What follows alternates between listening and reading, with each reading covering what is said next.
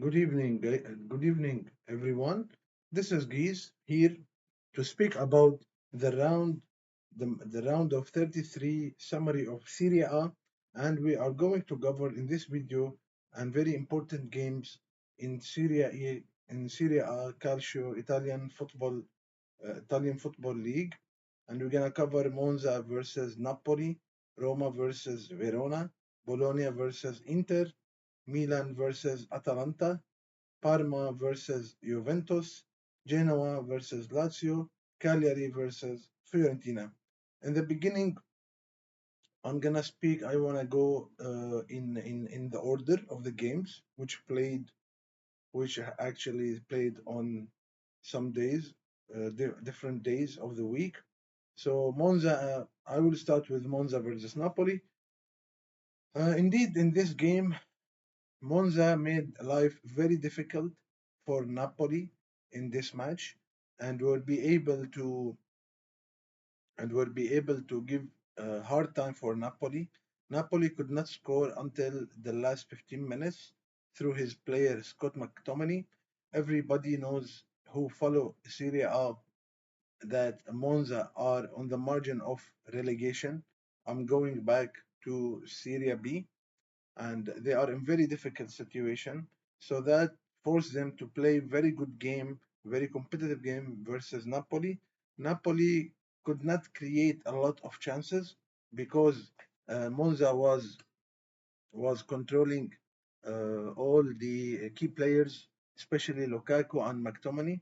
So in overall, Napoli will be able to get a very margin win 1-0 through his Scottish player McTominay, and that will help them to go go level with Inter in all the points.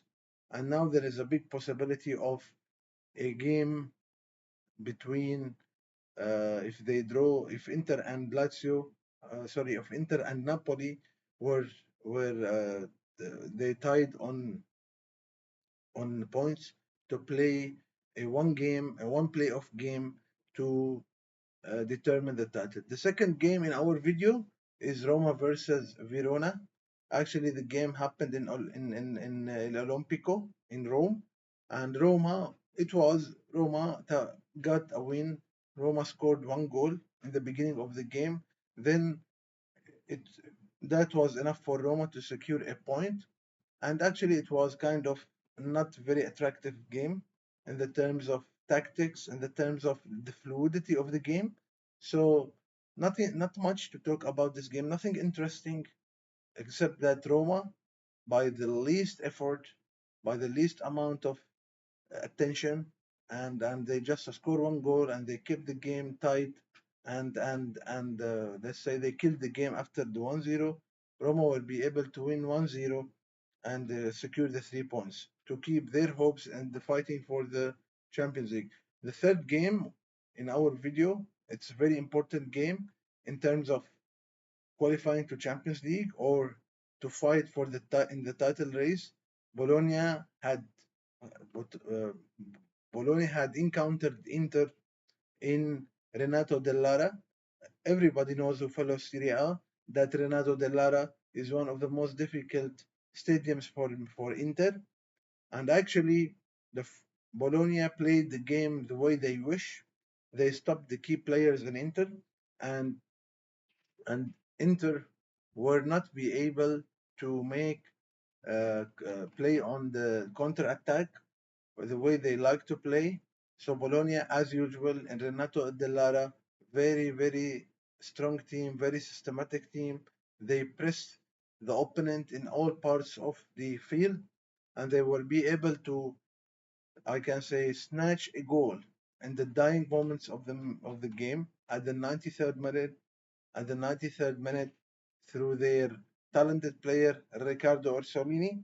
Everybody knows Riccardo Orsolini is a very talented player, one of the best talents now it's existed in the Serie A. So Bologna will be able with this very precious 3 points to take the to take to secure the fourth spot, and now they are in the fourth uh, on the fourth spot of the Serie A standings.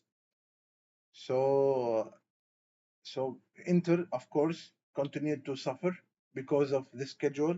The schedule is very difficult for them, and actually, Inter gonna face Bayern Munich.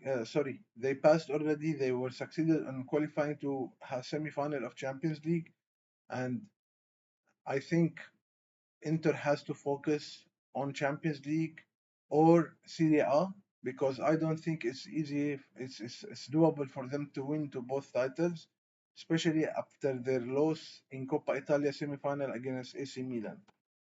The the other game was in the San Siro in San Siro in Milano between Milan versus Atalanta. Not many stuff to talk about this game. Milan continued the vicious cycle. They continued their un how, how can I say? They continued their embarrassing performances. The first half was very fair. None of the teams was really creating a danger on the other team uh, post. But in the beginning of the first half, when we started to feel that Milan could snatch a goal, Atalanta, through a collective effort, through a very organized counter attack, they will be able to score a goal through their Matteo Retegui and that secure a very precious point to put them in a very convenient position on the third spot. 5 points they are far from now uh, from uh, from Juventus, so they are kind to feel Atalanta now. They are almost there. Milan was very clear. They played for saving the effort, especially after they receiving the goal. They started to do some changes and to focus more on the game of Coppa Italia. So the game finished at 1-0 for Atalanta. Nothing new for Milan. Atalanta continued to secure the third spot in the to qualify directly to Champions League next year. The other game was Parma versus Juventus. Juventus on their third game with Igor Tudor, they disappointed their fans, they disappointed their coach, and actually Parma played a very good way under the leadership of Christian Chivu, their ex-Inter player, the Romanian player. They played in the first half in a very conservative way. They knew how to control the game. They played very, very intelligent and they pressed Juventus also on all parts of the field. They did not give Juventus any opportunity to create a real danger, especially in the first half. And before the end of the first half, they will be able to score a very important goal for them to help them in the battle of relegation. And the second half, it was more difficult to score against Parma, so Juventus did not succeed, even with a lot of changes. When Tudor brought Conceição, the young player, Francesco Conceição, into the field, but to end the game at the end at 1-0 for Parma, great precious great precious 3 points for Parma. On the other side, very harmful loss for Juventus. They lost their fourth spot. Now they are in fifth spot, and now Juventus need a real miracle, which means like they have to beat Bologna and Lazio in their stadiums, and it's almost very difficult. There is nothing impossible in football and in the world of sports, but it's very hard to beat two competitive teams, direct direct two competitors for Champions League spots. You know, you will play two games uh, away from home in a very, very, very, very, I can say, hostile environment. So Juventus has to make miracle. My initial I can say expectation to that Juventus will not be able to get the fourth spot to qualify to Champions League. In the other hand, it's still too early to decide because there are many games. There are there are another 5 games left. The game before the last one, before the last one, Genoa versus Lazio. Actually, Lazio will be able to manage the shock of his knockout from the from the from from the Europa League, and will be able to beat Genoa by 2 goals to nil. And actually, Lazio exported the early red card from, so they will be able to beat Genoa by 2 goals to 0. Actually, now Lazio in a more comfort position. They are level with Juventus on points, but just the goal differences is for Juventus. The last game was Fiorentina versus Cagliari. So Fiorentina will be able to beat Cagliari in Cagliari by 2 goals to 1. At the end of this video, I'm gonna give you the standings of Serie A, and it is on the following. First, Inter is 71 points. Secondly, Napoli also 71 points on the second, so they tie on points. They are only, the difference is Inter is better in the terms of goal differences. Third is Atalanta by 64 points. Fourth is Bologna by 60 points. Juventus by 59, fifth by 59 points. Lazio is sixth on by 59 points, tied with Juventus on points, but Juventus has advantage of their the goal differences.